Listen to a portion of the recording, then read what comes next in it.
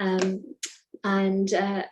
I'm really delighted to welcome our first speaker. I'm going to put the spotlight on to John while I introduce him. So let me just change the settings there.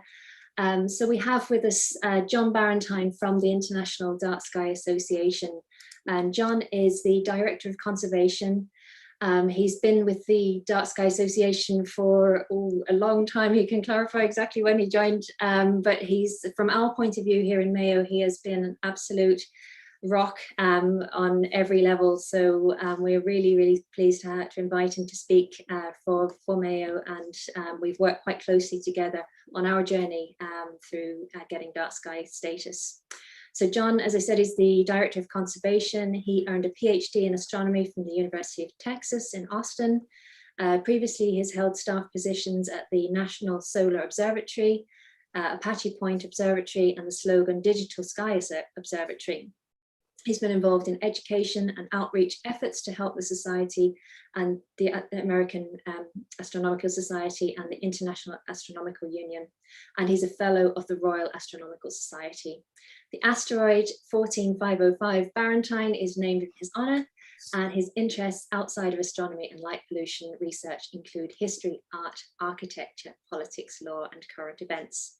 So I guess without further ado, I'm going to hand over to you, John, and thank you very much for joining us, and welcome to Ireland. Well, thank you, Georgia, first of all, for inviting me to participate in this event. And thanks to everybody who's attending this evening. I'm really glad to see the turnout. And in the next about 25 minutes or so, what I'm going to do is talk to you a bit about our program that we call International Dark Sky Places. And it is the flagship of our organization's program offerings. And I think it has had the most impact of all the things that we do across the world in its 20-year history in terms of raising awareness about dark skies and promoting dark skies conservation principles. So I have some slides for you, and I'm going to go ahead and start up my slide set here. So this is titled an overview. Without going into exhaustive detail, I want to give you an impression of what our program is and what it does, what our goals are, the reach of it has been, and even come around towards the end and mention sort of the future of the program, where we think this is going in its next decade. So what I'm going to do is to frame this as a series of questions. And I'm going to start in a very general sense. Some of you probably have a little bit of background in this and you know something about the dark skies issue, but I won't assume that you do. So I'm going to tell you something about why this is important, why we should pursue it. Then I will tell you what the program is about. Why do we have an accreditation program? What are its goals and benefits? How one earns accreditation in the program? And then, like I said, at the last couple of minutes, I'll talk about what we see coming ahead as our program now starts into its third decade. So first of all, what is dark sky when we use that term? And why should we pursue that as a goal? It describes something. For those of you that live in or near cities or have been to bigger cities, you know about dark sky because of its absence. You know that when you're in the city, you don't see as many stars as when you're in the country. And that has to do with the phenomenon that we're trying to address. So the idea of having a dark night sky is representative of the resource that's actually on the ground, which is nighttime darkness. And the sky is just an indicator of its condition. So why should we pursue this? And this is the best way that I can frame this context for you, is to say that humanity is losing the night. What you're seeing here on the right is a map of the world that was made from a series of satellite measurements during the years 2012 to 2016. And the brightness of the night sky that was detected from the satellite in space is indicated here with false colors. So as the colors get progressively warmer, it means that the sky at night is getting brighter and brighter and brighter. And the kinds of places show up here that you would expect: North America, Europe, China, et cetera, where there's a lot of development and infrastructure. There's a lot of light at night with all the consequences that go along with that. But I should tell you that this is not just a map of where people live. For example, there are over 1 billion people in sub-Saharan Africa right here, but vastly less light than there is in, say, here in the United States. And that's an indication of the level of economic development of those countries. So this map is telling us not only about how humans use light, but it tells us some other things about our status as a civilization. The main thing to take away from this image is that the blue here, the kind of the lowest level, at least, of the light, is almost everywhere.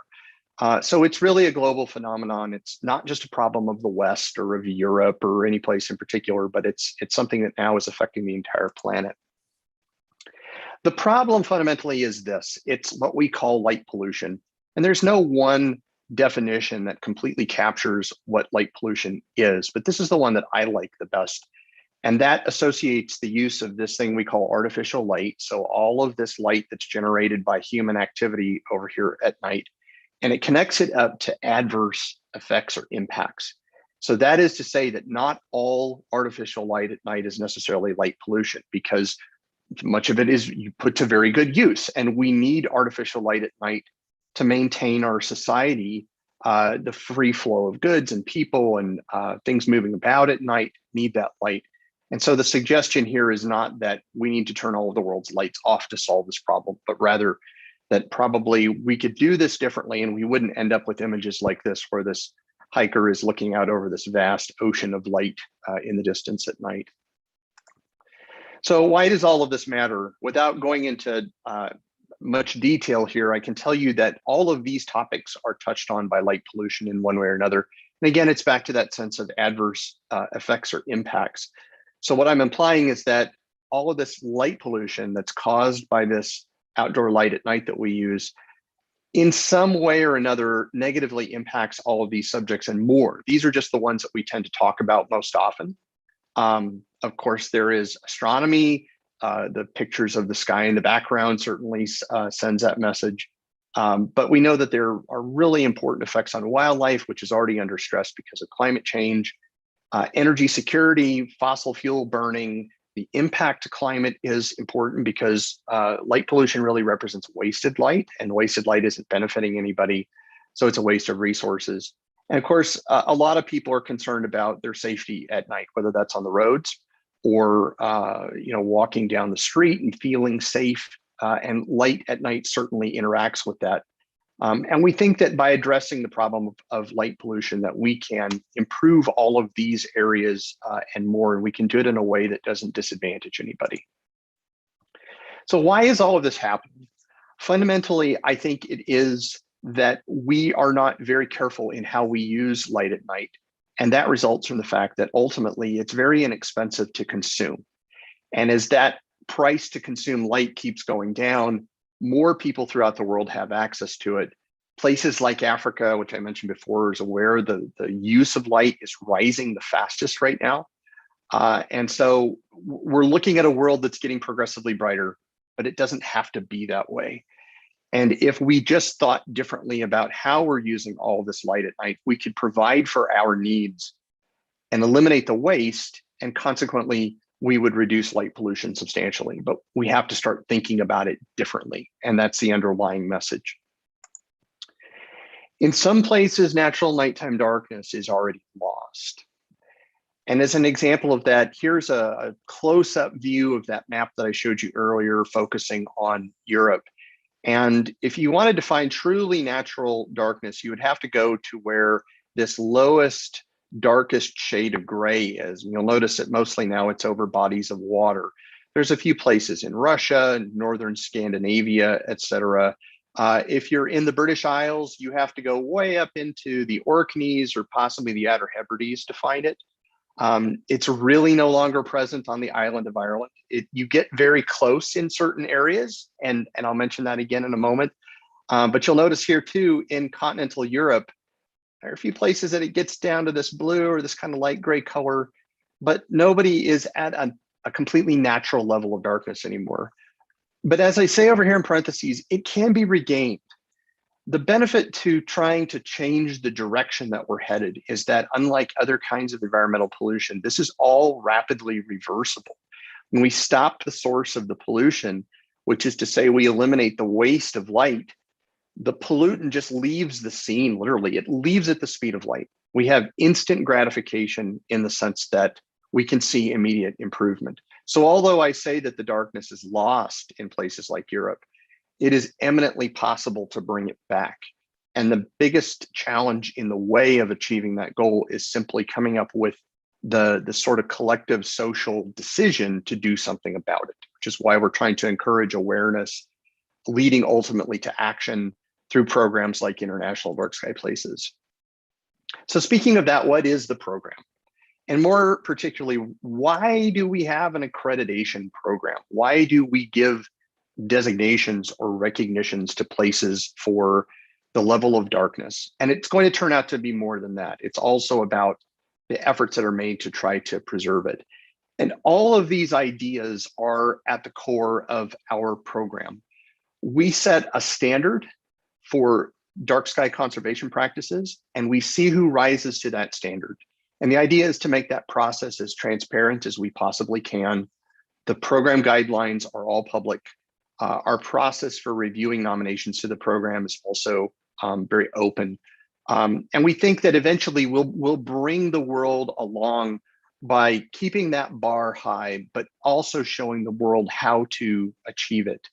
And at the end of the day, this is all in support of our mission, which is ultimately to protect the world from light pollution and to preserve natural nighttime darkness. So the ultimate answer to this question is, we think by building up in steps, we can get the world to a place where it prioritizes nighttime darkness as a conservation value. And we start to see not only laws and norms changing to accommodate that, but also that people generally will have more of an elevated awareness of this issue, and will start to incorporate it into the sort of daily decisions that they make, whether as consumers or parents or voters or the different roles that people have in society. We would like the level of understanding of this to be at the same point as is the consciousness around something like climate change. And we have a lot of work left to get it to that, where it's at that point. This is a map that shows you where all of the program designations have been made to date. We have a number of categories that are represented by the different symbols. As of today, there are 178 certified international dark sky places in 21 countries and on 6 continents. And you will notice that they tend to cluster, especially here in the United States and in Europe, but that in recent years, we have brought lots of parts of the world into the program for the first time. Places like New Zealand and East Asia, Israel, even as far as maybe one of the most remote places on Earth, which is the Pitcairn Islands in the South Pacific Ocean, are in our program now. And if you add up the land area of all of these designated places, it's a bit beyond 115,000 square kilometers, which, as a point of reference, is about the size of the West African nation of Benin. So we're growing rapidly. The program has just exploded in popularity in recent years, and I expect that in a few more years that there will easily be double this number. And we really are starting to target more of the parts of the world where right now we don't have any presence really at all. So what are the goals and benefits of participating in the program? That's something that's often asked. Why should we do this? And these are some of our goals. And really the top 2 there are, I think, descriptive of things in the least number of words. We want to preserve darkness where it remains, and we want to try to roll back the losses where we can. So number 1, it really is about conservation, about elevating the status of this resource of natural darkness, locking it down, so to speak, in places where it still exists, and doing our best to try to reverse the harm that's been done by light pollution closer to the populated places. But we're also about rewarding effort. It's not as though we just look at the map of the world at night and pick a dark place and make an award. That wouldn't be very sustainable. Instead, we want to try to recognize the efforts of the people that are putting a lot of their time and their work into trying to hold the line as much as possible, and even in some cases, roll things back. That helps us engage the public and raise the awareness of this issue. And we also want to try to bring together this community of dark sky places around the world in a true sense of sharing, of empowering each other, lifting everybody up. And we've forged a lot of very strong and interesting collaborations between the dark sky places around the world, so that they're sharing what they know, their resources, they're helping each other along. And that's one of the main goals that we have for the program. And what are the benefits of participating? Well, certainly there's the international recognition. That's something that a lot of places they seek. They like that sense of attention and being connected up to an international movement. We are viewed pretty well. I think we have a good reputation as an organization, and that's something that they would like to attach to. So there's a sense of brand affiliation with IDA. Places that are accredited in the program are able to use our logo, our name, or other branding information. And that, for example, can help drive tourism development. And not just any kind of tourism, but a variety of sustainable tourism, which is a word that's on a lot of people's minds these days. How do we make tourism that can last, that doesn't deplete a local resource, that doesn't involve having to build so much infrastructure that you begin to do harm to the very resource that people are coming to see? And then fourth, as part of the process of applying to the program, it's almost inevitable that places have to make improvements to their outdoor lighting in order to meet our standards. And that in itself is a kind of benefit. That's something that they're able to see in terms of improved conditions at night, better visibility. That contributes to public safety. And that's something that a lot of people are concerned about. And certainly they don't want to feel as though they have to endure less safe conditions in the interest of dark sky. That's not the case at all. So we want them to see that the improvements to outdoor lighting are really about improving conditions at night overall. How do you earn IDA accreditation? What is the process like? It's a fairly arduous process, admittedly, and it's got these several steps associated with it. And it all begins with an initial inquiry made to IDA about the potential for participating in the program. We publish guidelines on our website that state all of the rules against which places are evaluated when they make their approach to us, and sort of we can decide who is best suited to participate in the program. Once we hear from a place expressing some interest, we do an initial assessment to make sure that places are eligible according to the fundamental criteria for each of our categories. And then we come back to them and give them some advice on how to get started. And the aspiring international dark sky place usually forms some type of a committee or a group to distribute the effort involved in preparing the nomination. These are often lengthy documents that can be 100 pages or more, in which the place shows us all of the evidence that they meet the criteria, that they're adhering to all of the rules. And we really want to see in that, especially this strong sense of community support for the idea of a designation, so as to make it more likely to endure. Because there's a lot of excitement when the accreditation happens, and media attention and that sort of thing, but eventually that begins to fade, and the long-term maintenance of the designation takes place. And that's that last step there. There's a few things that places owe us after they're accredited in order to maintain that status with us.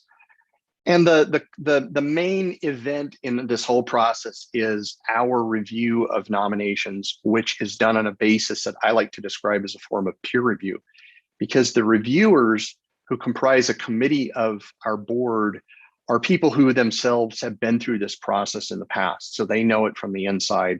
Many of them are conservation professionals, and they really bring a lot of healthy skepticism, probing questions, looking for deficiencies or weaknesses in the nominations. And as a result, those that are successful are often very, very high quality. And that's important to us in order to maintain the value that's associated with the program. So in my last couple of minutes here, I want to tell you a little bit about what we're thinking about in the future. Now that we're approaching 200 designated places throughout the world, and the notion of dark sky conservation is gradually becoming a mainstream issue in some parts of the world. What do we think is going to happen next? Well, our program has been around for about 20 years. We made our first designation in October of 2001. So our anniversary is coming up quite soon. So we're starting to think ahead to what does the next decade look like? And I mentioned earlier about how quickly the program has grown in the last few years. When I came on board on our staff in 2013 to manage this program, we were making about 5 new designations per year.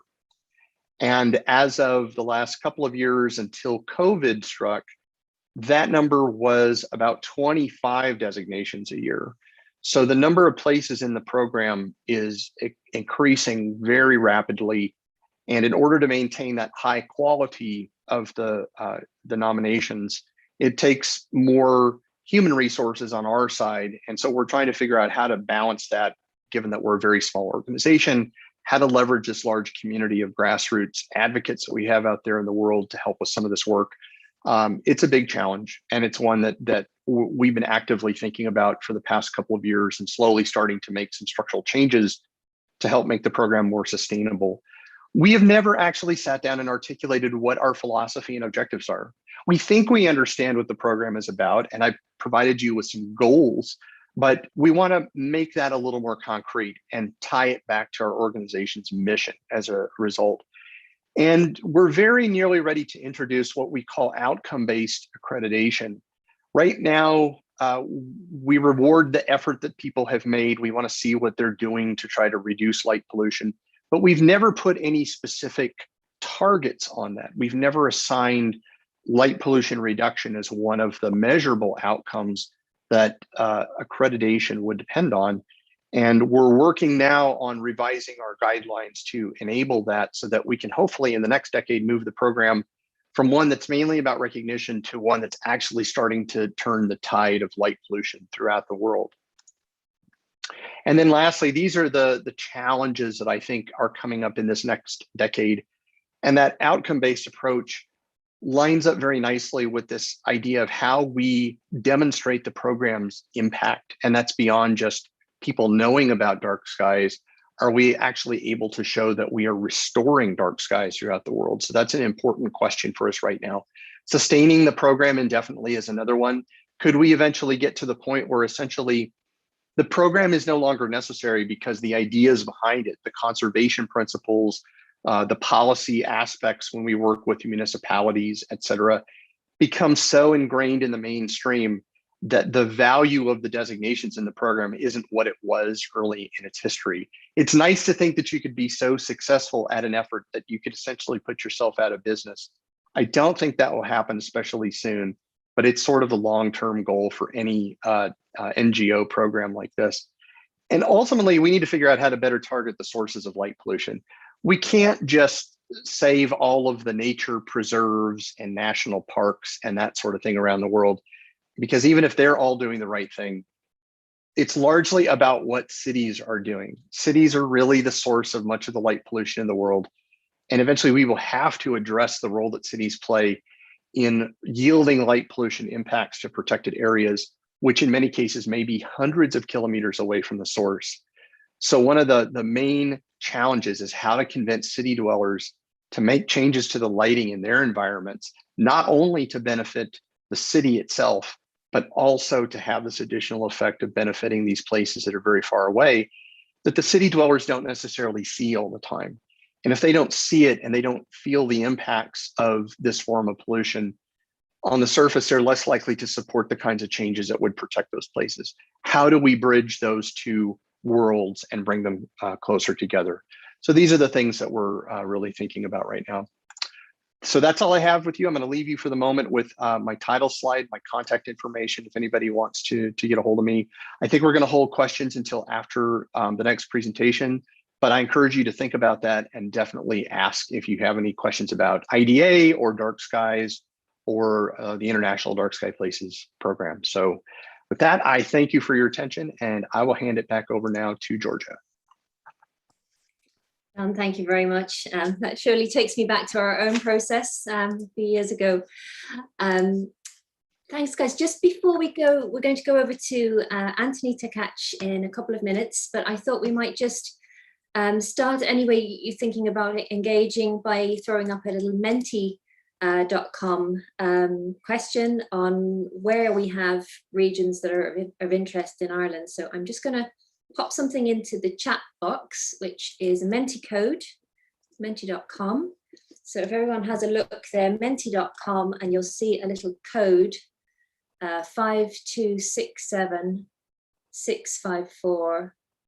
sorry, 6546. And then maybe you can just tell us if you have a dark sky place that you are seeking accreditation for, and I don't see anything happening on it yet. Oh, I've seen, I do actually. Let me just share the screen. Sure, this is exciting. We have, let me see, here we go. Can everybody see that? Not yeah. So we have Connemara come on with this. Oh, 3 Connemara. We have a strong representation already for Connemara. Mayo, that's great. Connemara, South Donegal. So we're going. So for John and Anthony, we're going with West Coast covered. We're northwest with South Donegal. Any other regions? Roscommon, brilliant, great. We've got Roscommon on board. I think there's a few others I saw in the names on the list. Inishbofin, fantastic, an island designation. Glenveigh National Park, which is up in Donegal as well. So we've got the north. So it's a good, I'll leave that open. And Clough-Jordan, right down in Tipperary. So we've got the Midlands, we've got the West Coast and the Northwest. So that's fantastic. I'll leave that open for a few more minutes. So if you want to pop something in, you can do, and we'll do another one of those maybe later on in the evening, just to get some interaction with you guys as well, and then we'll throw it open to questions. So I'm just going to change my screen view, and our next speaker is Anthony Tekatch, and Anthony is the president of a Canadian company called Unihedron. So for those of you that have already started in the process of looking into dark sky accreditation, some of the things you need to do, taking the measurements of your dark sky quality is critical to the application process. So Anthony is as I said, the president of Unihedron. They manufacture sky quality meters, which are a unit that he will be talking about. And Anthony is a computer electronics technologist. He's worked in the circuit board industry. He's taught electronics and computer hardware topics at his local college in Ontario, Canada. And he has been, again, a really, really great source of information on a regular basis. We're often firing questions over to Anthony about our sky quality meter measurements and some of the technical data. So we just figured it would be nice for us to introduce him and his work, and then you have a direct contact there, and Anthony will talk about the meters and the equipment that might be of use to you on your dark sky journey. So again, without any further ado, I'll hand over to you, Anthony, and I think your mic's already off, so we're good to go. I'll shut mine down. And thanks, Anthony, for joining us. Welcome. Okay, thank you, Georgia, for bringing us together and talking about the dark skies and whatnot. Yeah, I'll just get right into what we do here. We make electronic light meters and for measuring the darkness of the night sky. And the meter that we have is special because it can measure at nighttime, whereas a lot of standard photography meters will measure the brightness of the daytime or indoors in light settings. So our meter is more sensitive, and it will measure, it gives out a reading for the darkness of the sky. And it measures, or it provides a reading in something called magnitudes per square arc second, and it's more of a human eye friendly reading.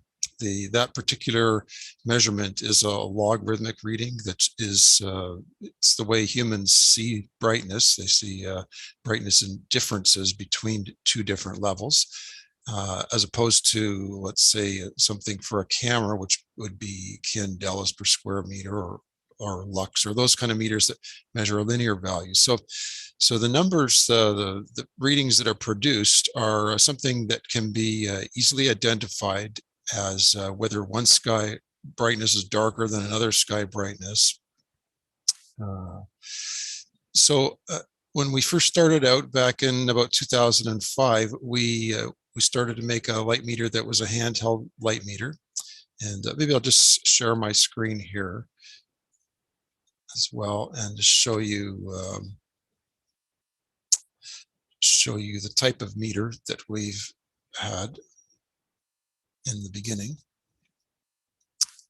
Here's one of our handheld meters used for taking a quick measurement of the night sky. It's pretty simple. Press a button, gives a reading, and it's used often by astronomers to get a reading to see if it's dark enough to set up a telescope, or if you're going to be able to see certain dark things at night. Just point it up to the sky and it gives you a reading right away. There you can see a reading of 19.66, which is the larger the number, the darker the sky would be. So in a bright city where there's street lamps and whatnot, it might read about 16 magnitudes per square arc second. And then in a darker, like the darkest that we've read and people have submitted readings, and that would be about 21 magnitudes per square arc second in that region. Later on, we found out that people not only just want to take one reading, but they want to take readings all night long, because clouds are coming in and out, and you want to find the darkest reading, especially for the dark sky park. You want to find out what the darkest reading of your park is throughout maybe the whole night or a whole month. You don't want to stand out there with a handheld meter. So we have another model. Here's an example of it. This is actually one that's bolted to a tree trunk. So I'll just make it a little bit larger here. And it's inside of a weatherproof case, and it takes readings up to about a month long, every so many minutes. So maybe every 5 or 15 minutes you can set it up for, and you can come back and collect the readings off it with a cable to your computer, and then use that information to submit to the IDA to basically say, this is how dark our sky is. And you don't have to really worry about if the sky was cloudy on one night and not cloudy on another night, or the moon was out or wasn't out, because eventually all those readings would be gathered at that time. And the way the meter works is it points up right directly in the middle of the sky, usually where it would be the darkest, as opposed to looking at the horizon, or maybe if the moon is off near the horizon, it's not going to collect that light from there. So it's best to point it right up at the sky. And the meters do have a certain response to the whole sky. It's not just a point brightness thing. So a lot of people ask this question, well, what does that look like? What does the meter see in the sky? And here's an example.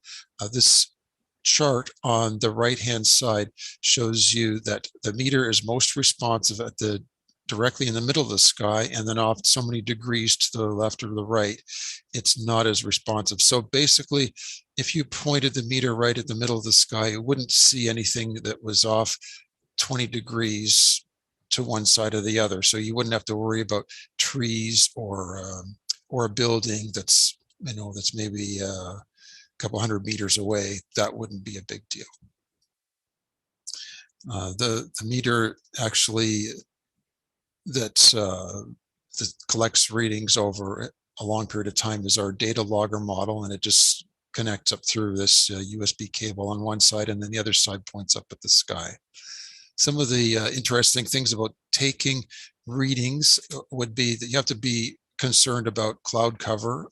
Now, if you had this device out for a whole month sitting, there'd probably be a lot of nights where you wouldn't have to worry about that. But the readings that you get when there's a bit of cloud over top is not a perfectly clear, even, stable reading. It's often fluctuating a little bit. And if there's a slight cloud cover over the night sky, then you would see still some fluctuation. So in the case of getting the best reading, or what would be the best reading for your park, you would always want to look for the darkest reading, because the darkest reading is when there's no clouds and there's no moon and there's no reflections from other things, or even regular pollution in the sky will reflect light from cities back up into where you're taking your readings from. There's a few weird things that we've seen over the ages too, and that is, there can be times when the sky actually appears to be darker. And for example, if you were in a dark room all completely covered and there was no lights at all, that would be very dark. But even outside, if you're outside in a treed-in area where there's trees all around, and then there's cloud cover over top, there might not be any way for lights to get into where you're looking. So it may appear to be very, very dark, even though you can't see any stars outside. That's kind of rare, a rare occurrence to have something like that. Another thing is when you should take the reading. And in the case of our data logger model, it's always taking readings, so you don't have to worry. And you will find that it's often darker before the sunrise, and there's a few reasons for that. Clouds might be dissipating overnight, and there's not a lot of wind to move new clouds in, so it'll be dark just before the sunlight comes up. So maybe like 4 a.m. or something is the best darkness, and you'll see, gathering the readings that you have, looking at plots over days after days, you'll see that, yeah, it's probably darker just before the sun comes up. So if you were using a handheld meter, it would be good to measure quite a few readings out there, and take readings, all through the night, because you would more likely get a better reading in the 3 to 4 a.m. There's the meters that we have. They are very sensitive, and they require some time to collect a lot of light. So with our handheld model, it may take up to 10 seconds to collect enough light to gather a reading in even a really dark sky. And our data logger model, since it's running all the time, you don't have to pay attention to it, but it may take about 8 seconds or so to collect a reading and go on. And we have different modes of operation where you can set the meter up to gather readings quite frequently. Most people only gather readings about 5 or 15 minutes in frequency, so you can look at every 5 minutes to see what happens, or every half hour. Some people collect it every hour. It's better to collect a lot of readings, because then you can look at the records and say, well, okay, clouds passed over at this time, so let's just disregard that. You can even set it up to gather every 1 second. Now, if it's really dark out, it's not going to matter if the meter gathers reading every 1 second, because it'll just keep the reading from the last second. So if it took 8 seconds to get a reading, it'll still keep gathering those other readings. I'll just show you what comes in a package. If with the data logger meter, it comes with, the meter is a little box, and then it comes with a housing that can hold the meter in place with some straps that you can use to bolt onto or attach to a pole or piece of wood, so that it doesn't get knocked over or kicked over or whatever. And the meter has a drainage hole at the bottom, so that if any moisture collects in it, it drains off properly throughout the night. And then at the end of a session of collecting readings, you would go out with either pick the meter up and take it somewhere where you have a little computer. You could use a laptop or one of those netbook computers, or bring it back to your home or office and connect it up to your computer and download the readings from the meter, and then plot them out on a chart, or just take a look to see what the best reading is, and use it as it might be there. We also have, there's a lot of places around the world that collect readings and put them on a database. And on our website at unihedron.com, if you take a look at one of our meters on each of those pages, shows a listing of databases where other people have entered their own readings. And there's probably about 5 or 6 databases that are running currently right now all the time. Some of them even connect with other software, so that readings can go directly from the meter to the database, and people can look at sort of like online readings of long-term values. And then there's a lot of other readings that people have just measured with the meters themselves and selected their best reading and submitted that to a database. And you can see all over the world where dark places are. And so people use them to select a good spot to go with their telescope, or for nighttime viewing. I guess that's about all I really wanted to cover. And if there's any questions, I'd be glad to answer them. So that's it. That's great. Thank you. Thanks, Anthony. What I will do is just change the spotlights over. And we'll open it up to the floor. And just very briefly before I do that, I'm going to have a look at our regions, because we've got a few more coming in there. So it's great to see, just to give us an idea of where everyone is and where their nearest dark sky place is. So just bear with me a second. So what do we have now? As well as the places we looked at before, Clough-Jordan, I think we got to Glen Columkill in Donegal, Cranbourne Chase in England, it's great to see, and Fanad up in Donegal, Connemara again, our friends in Kerry, fantastic. I probably can't pronounce the next one, Capraia, Tuscan in Italy, that's fantastic, welcome. And South Africa. And great to see Cork with Dursey Island near the Beara Peninsula, and again, Tuscan, Italy. So we've got a nice spread of different locations there. Thanks, guys, for taking part in that. I'll put another Menti up in a second, which you can add to. But I think what we might do is have a look at the chat box, and I'll also invite you, if you don't, I think you can pop a little hand up in the where your participants list is. So if you have a question you'd like to vocalize, I'd encourage that, because we have it's not a webinar, so we can see each other and we can hear you, which would be great. So it's only just to manage that we're not all speaking at the same time. But just to throw out the first question, we have from Inga in Donegal, I believe. Hi, Inga. And Inga's question is, what is the price point for the meters? So that's one for you, Anthony. Yeah, we have a number of different meters. The one I was talking about, the data logging model with the housing, we sell them in US dollars, and it's $333 US plus shipping. There's a few different shipping options to Europe, and I think at the time right now it's probably about maybe $60 or $70 to ship out to Europe. But we have more advanced models, and then there's the handheld models, which are in the $150, $155 range. Okay, great, thank you. I'll jump to one for John now, and then I can go back to yourself, Anthony. So Heinz, who's also in Donegal, I believe, and asks, who can apply for the status of a dark sky region? And he suggested communities, councils, private initiatives, etc. That's a great question, Heinz. I'm glad that you brought that up.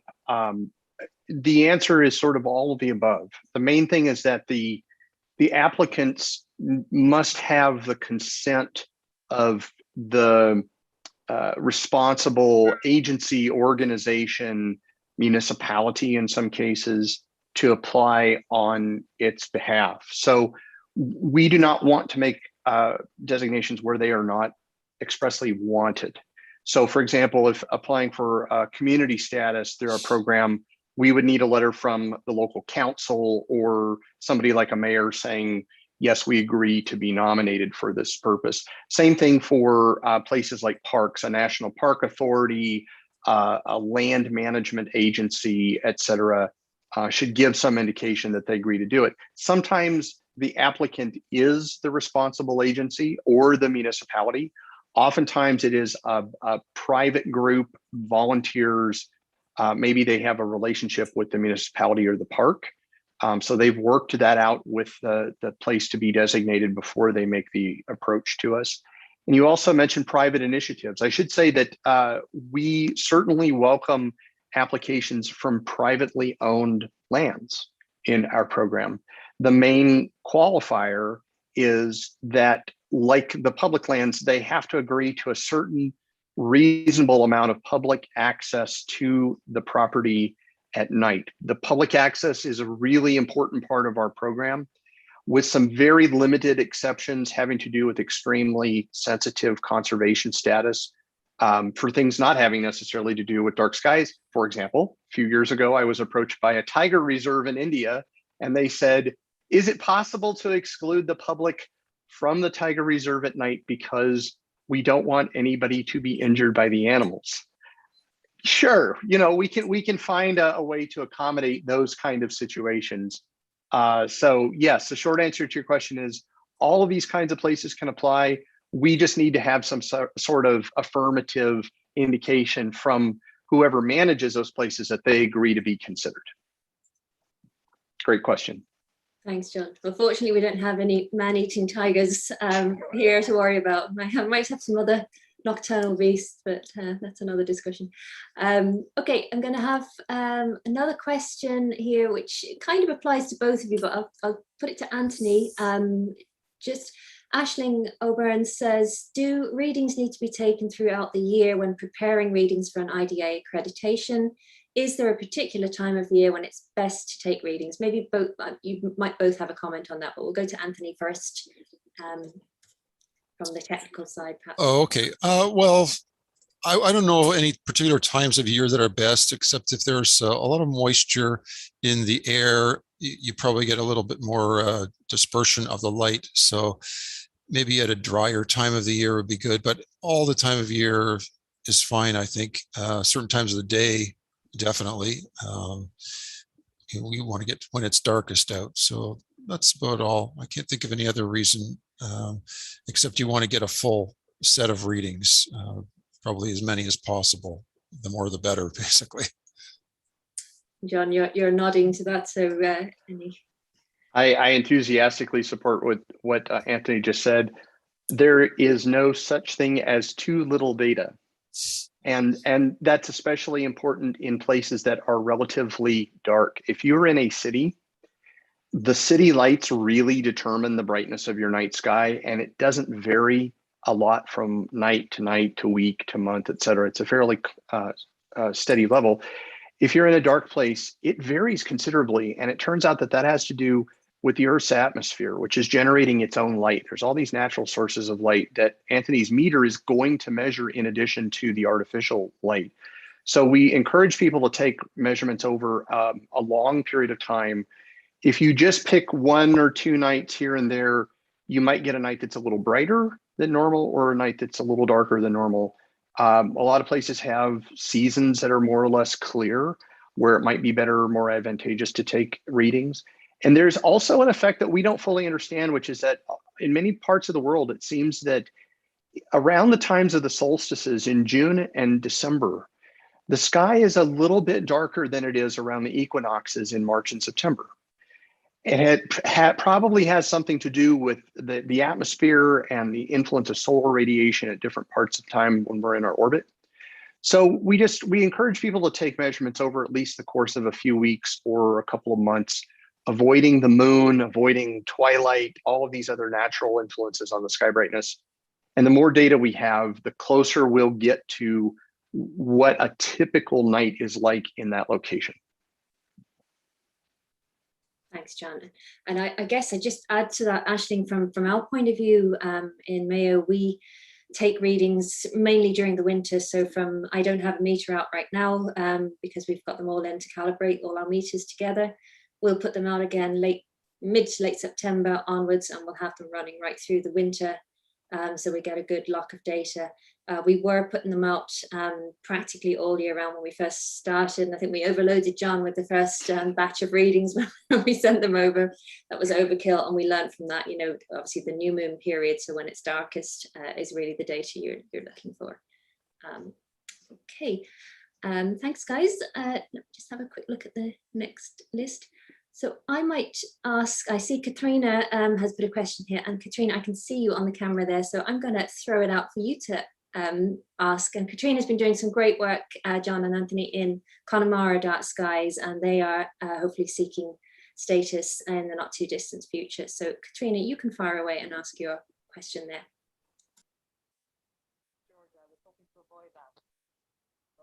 I just have to unmute you. Hold on a second, you're on mute.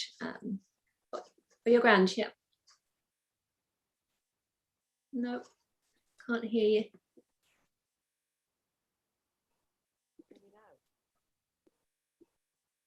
Can you hear me? Oh, just about. Just put the mic a little closer. No, we've gone again. Can you hear me now? Yes. I was trying to avoid this, Georgia. That's why it was complicated. All this. Don't be shy. No, what I was actually thinking, like we in Connemara is located in the west coast of Ireland, and it's next door to Mayo, so we're very supported and very encouraged by Georgia. So we do hope in the future to have to look into the whole area of a dark sky. We're not sure yet what we will do. So we're doing a lot of education with we're starting to educate the local community. We're doing a lot of work with in the whole area of astrotourism with the hotels, because we do live in quite a rural area, but a lot of the light pollution comes from the tourism. And so we're trying to work with hotels and that. But my question kind of was around, there's a huge, I noticed that even with the LED lights and them being considered to be cheaper to buy, people are putting up, 6, 7, 8, 9, 10 lights around their house. So the energy costs are not reducing. And I was just wondering, as an additional piece about looking at the energy costs, in light of the report that the UN report that's come out this week on the climate crisis, but would it be part of maybe in the IDA the sense that the light pollution is kind of contributing to the carbon, to each country's carbon emissions? Because I certainly think that around here where we live, with the growing level of lighting, and usually due to people not knowing what they're doing and imagining all the lights are cheaper, so we just light up more and more. So I'm just wondering that as kind of an additional piece, because I certainly know I come at it a lot of the time with people to say, look, you haven't reduced your electricity consumption.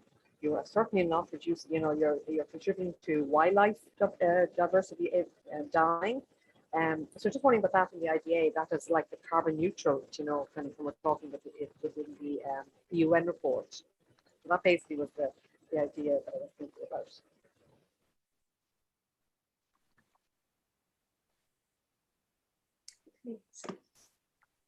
Any thoughts on that, John or Anthony? That's a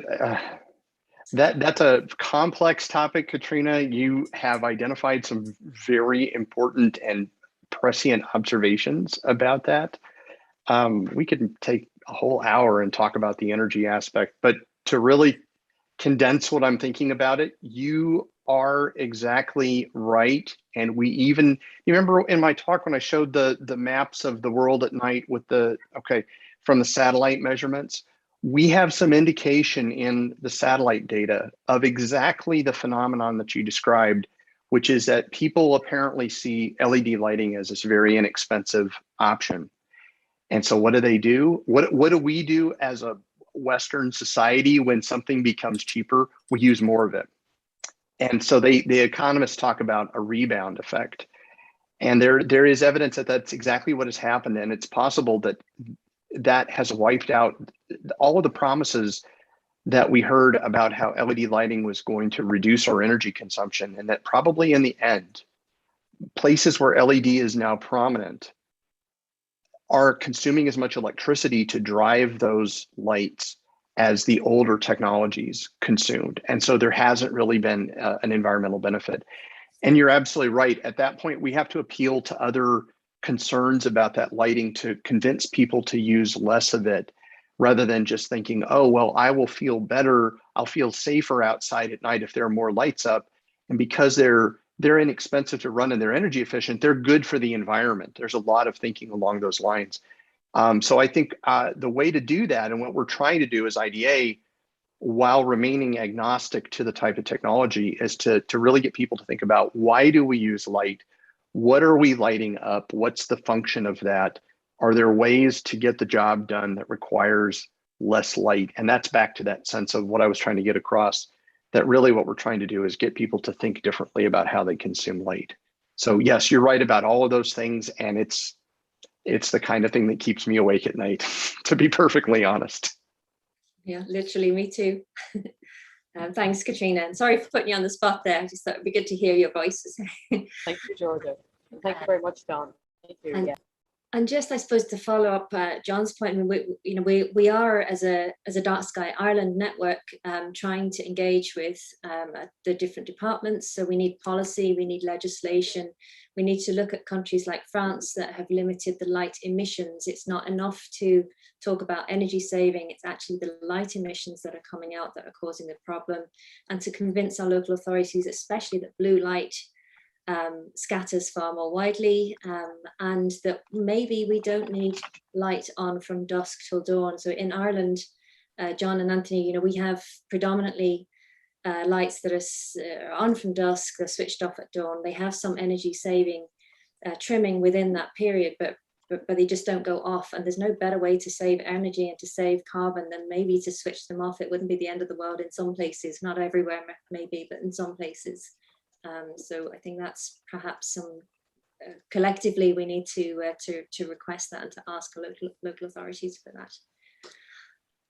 Okay, so we might move on, and don't be shy, folks. If you want to verbally ask your question, I'm going to suggest you might want to do that. I'll go next to Robert Whiteside. So Robert's asking a question about data logging, and Robert, I don't know if I think you're in Cork. Is that right?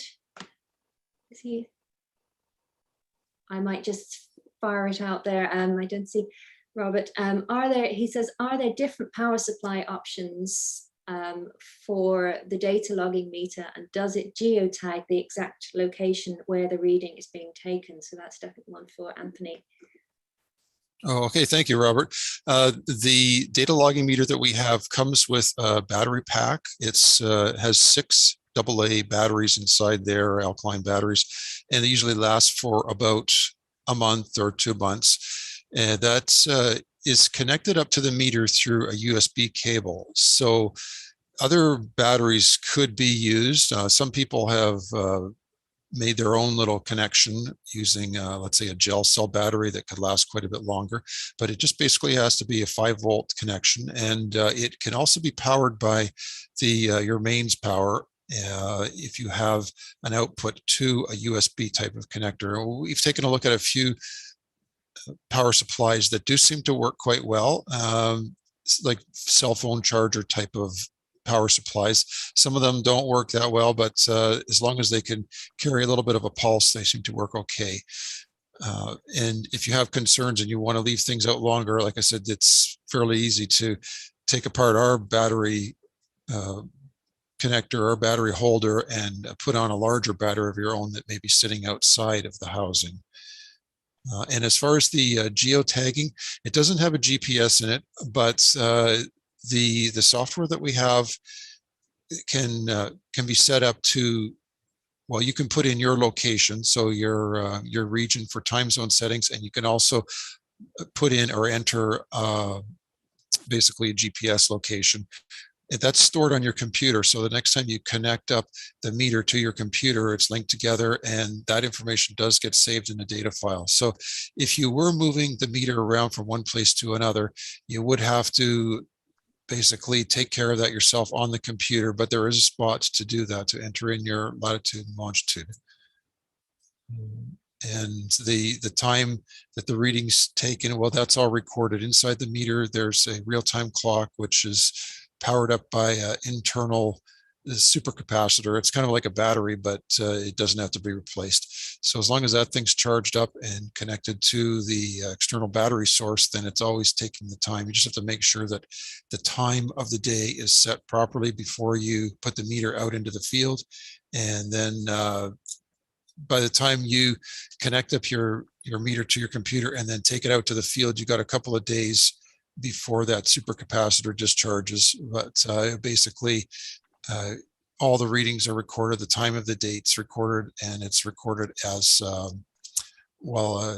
Greenwich Mean Time, basically a universal time inside the meter. And then those readings, when they're downloaded, it all gets stored in a file for you after. That's it. Okay, thank you, Anthony.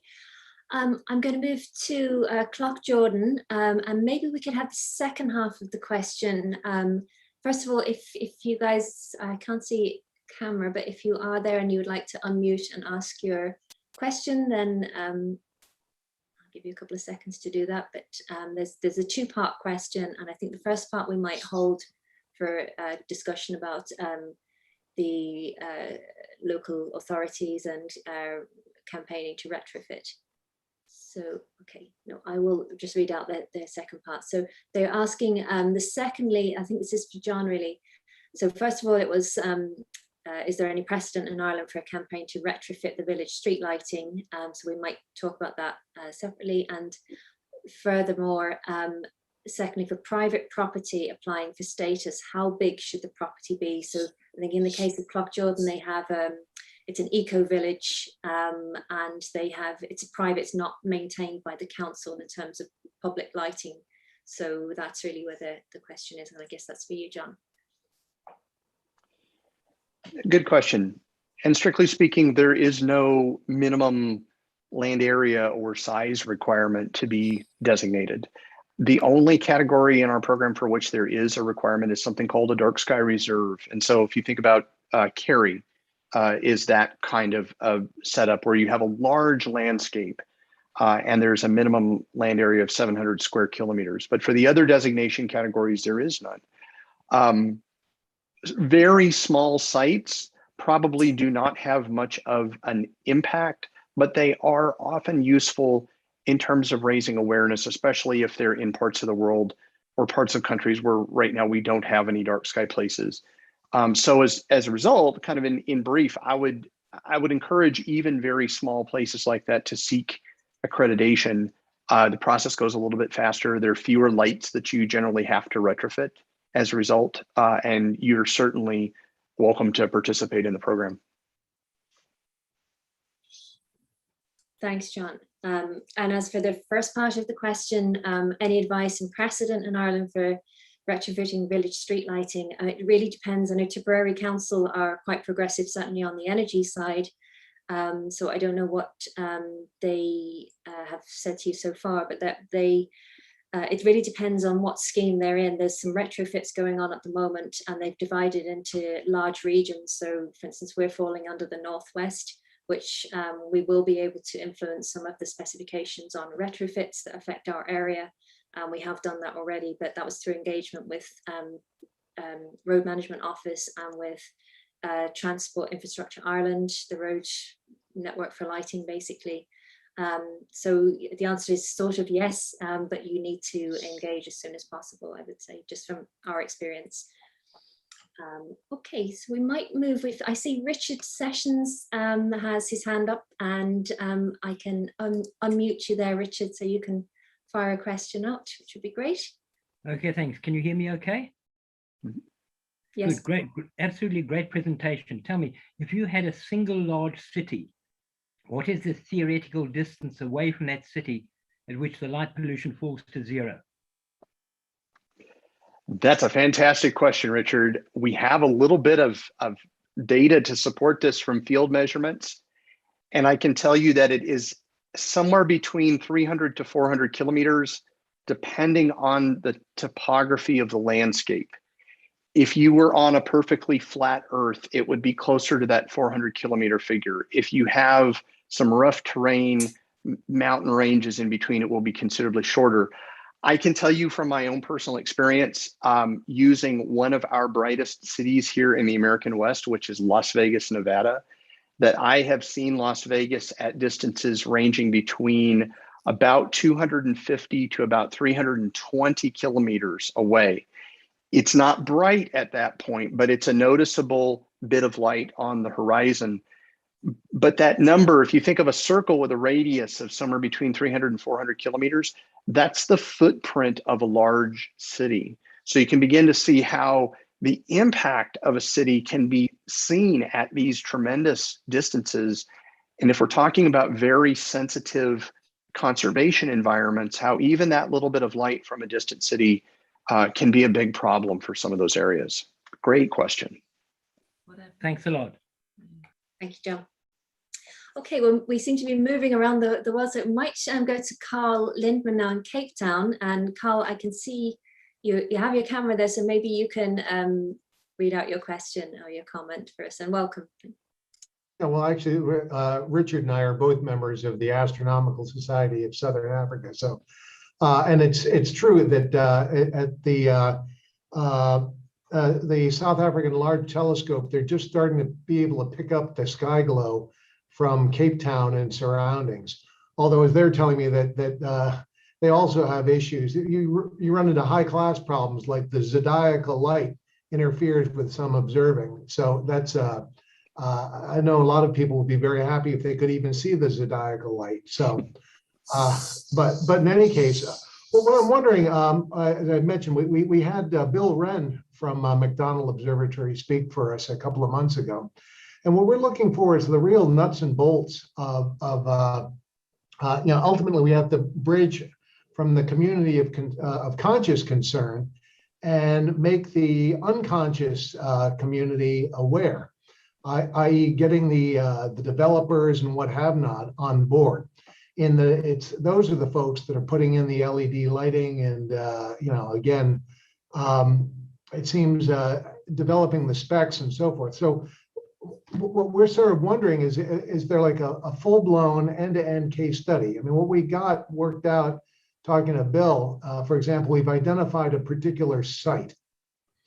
And the thing is to go work with them so you have an A/B comparison, the before and after, where we address both the light temperature as well as the amount, and then also show that security issues are still addressed. In other words, the whole spectrum, and be able to present that to city and town planners, and also be able to provide a price tag, because without being able to show what the funding aspects are, is there like a full-blown case study, front to back that we can look at? And again, we're looking at a private-public partnership. As I said, this is also starting to interfere with the professional observatories. We've got our private observatories in and around the Cape Town area. And we also have the government is eager to promote astrotourism. So we've got a number of different constituencies. And it may well be that we're pioneering this, and so we're the ones that need to make the case study. But would love to see, again, I've been to Flagstaff, Arizona. I've been astounded by what they are able to, what they've achieved. Where literally you get 5 minutes out of town and the skies are plenty dark. So whatever resources, just in terms of how do we, sit down with a city or town council, have them take us very seriously, understand the value, and then be able to provide them numbers. Wow. I wish I had a very good definitive answer for you, Carl. I don't know that we have something like a very detailed case study like you described, mainly because there are so few instances where people have taken it to quite that extent. You mentioned Flagstaff as an example. I'm going to drop a link here in the chat window to a description of what's been going on where I live, which is the city of Tucson, Arizona, in the southern half of the state, where we had a very successful outcome with our LED lighting retrofit. We engaged the city, we engaged some key stakeholders like the astronomical observatories that are nearby. There was an extensive community consultation. We feared that if we presented this as just something that would benefit the astronomers, that we wouldn't bring the residents on board and that they would have concerns about security and safety. So that's one to look at. Flagstaff has been doing it for decades, of course. They're way ahead of everybody else. And if you're not already part of it, I would really encourage you to consider joining our advocate network. There are so many people out there who have the pieces. They have success stories of advocacy to a particular constituency. There aren't many cases where people have pulled it all together. And so I think in that regard, you might be pioneering in a sense. And particularly talking about the impact of, like the light of Cape Town on salt.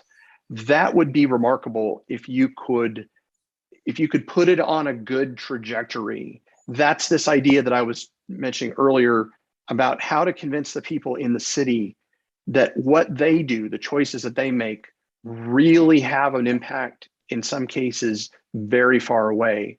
And you could make an argument, kind of like we did around here. Astronomy turns out to be a fairly big contributor to the local economy. And so we've managed to work into the community a sense that, well, our lights are low for a reason. We're protecting the observatories. And that eventually that could be something that enters the consciousness in Cape Town. There's a long astronomy history there, as I'm sure you're aware, and that there'd be some way to bring it together. So it might benefit you to talk to some people in our advocate network and pick up where they've done individual pieces of work that could be pulled together into a bigger project. I'm just afraid that there are so few instances where people have really done this end to end that it's hard for me to give you some real concrete examples beyond just here locally.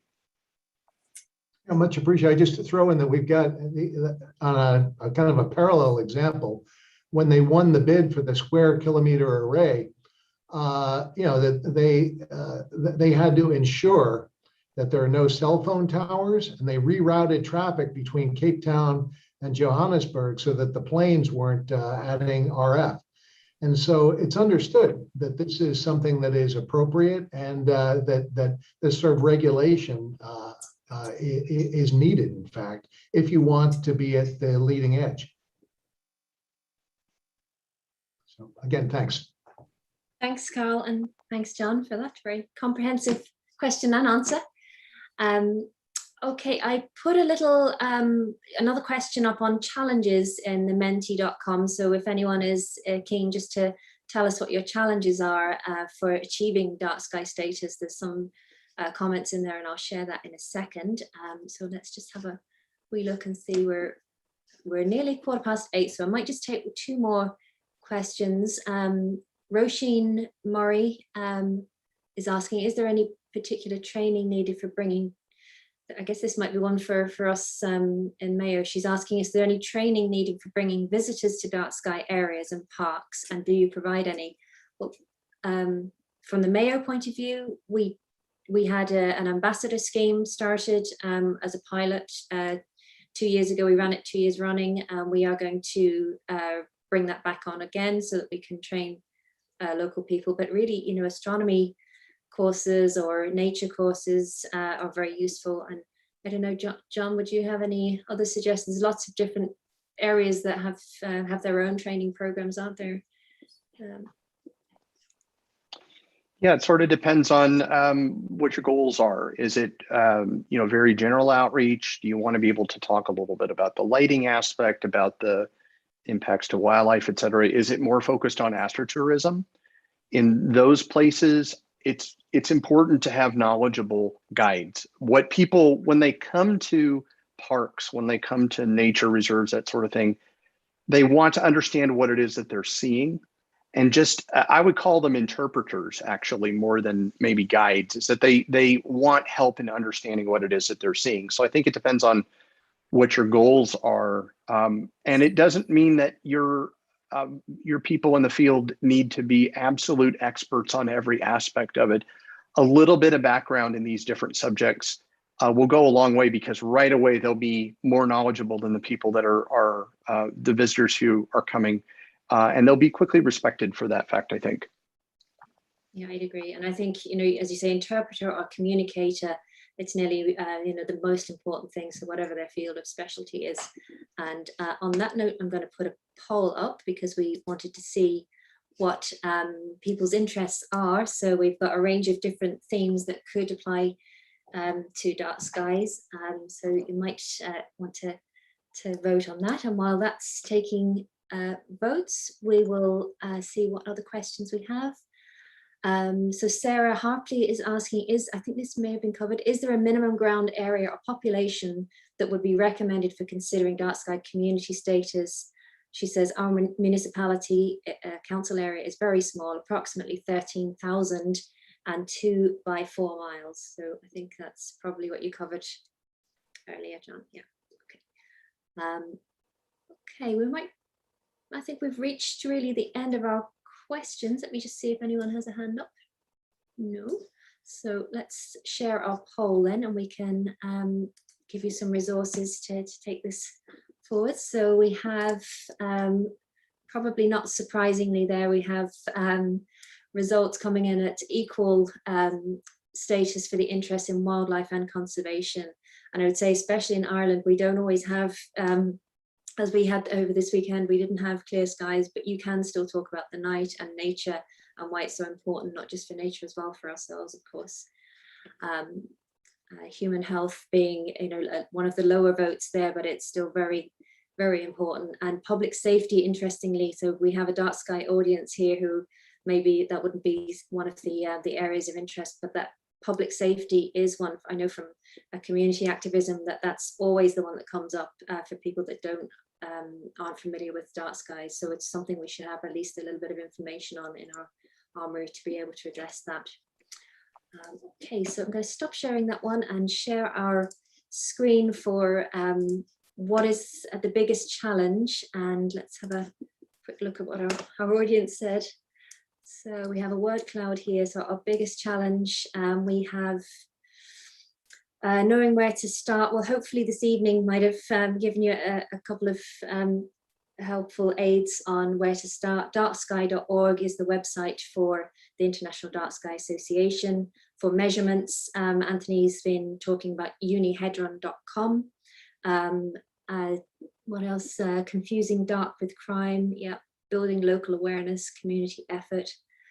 Well, hopefully we can work together on the community effort, and bringing people on board with the benefits and the interests that we talked about earlier would be useful. So I will share these afterwards, so we have the feedback, and thank you to everyone for participating in that. And I might just ask John and Anthony for maybe a parting piece of advice from their experience, perhaps the most asked question. Maybe Anthony, go to you. What sort of the common problems with people taking measurements, any challenges that you've encountered, or any advice you'd like to share? Oh, just you're on mute there, just 1 second. Yeah, there's all sorts of questions that I get. So not really any in particular. Basically, make sure the meter is pointing upwards to the sky rather than to the ground. Had some of that. And then I saw on your chart there, getting neighbors to turn the lights off. I've had a few very colorful people call me up on the phone, tell me about their neighbor's experience. I don't know how to solve that. It seems more of a people problem type of a thing. You can try to prove as much as you want to your neighbors, but if they're not friendly, well, not much you can do. There's a lot of people do different things with our light meters. I mean, it's not just for parks. It's there's a wide group of people that are helping sea turtles. When the sea turtles are hatched, they like to go out into the water and they look at the moon, so that's where they see the water. But if they see a light at a hotel, they'll go and cross the road and go to the hotel. So there's a big awareness for that. Things that we didn't know we'd be helping out with in the future. But that's about it. I'd like to thank you for bringing me on tonight. Pleasure, and thanks for joining us, Anthony. And John, would you have any parting advice or comments? I do. My advice is this work is valuable, but it takes a lot of patience. It takes time in many cases to see results. The reasons for that are mainly because remember that most people out there in the world haven't heard of this before. They've never heard of light pollution. They might not think that it's a problem, even if they've heard about it. And remember that we're bombarded with a lot of information now, and all this bad news from the world, and the climate is changing, and it can seem that it's impossible to make any progress. I guarantee you that you can. It is a case, as the saying goes, that slow and steady wins the race. It might take a couple of years to get a place accredited through our program, for example, but you can do it. You can see changes in your community. Stay committed. Keep your eyes on the goal. Know that there's a community of people out here in the world who are willing to help and will cheer you on. And that I'm convinced that together we really can solve this problem, and we can make the world a better place in that regard, and to just keep the faith, as it were. So, and same for me. Thank you so much for being invited to participate in this tonight, for organizing, and thanks to everybody who attended. Likewise, to echo that. Thank you, John, and thank you for all the help you give us on an ongoing basis. I really appreciate that.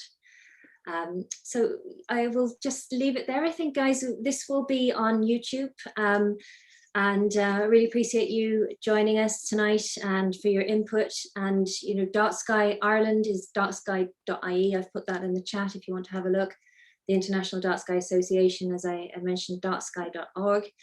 There's also a comment there from Katrina, and a good reminder to join the advocacy network. They have regular meetings with the IDA in our time zone now, which is fantastic.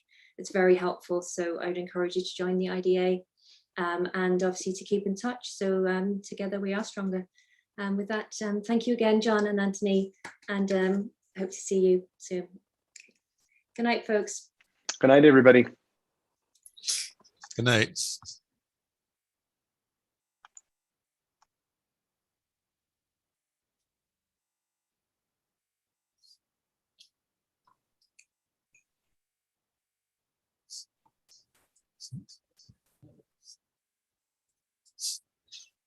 Anthony, oh, he's gone. I was about to say, Richard, we need to go get a couple $100 together to go get one of those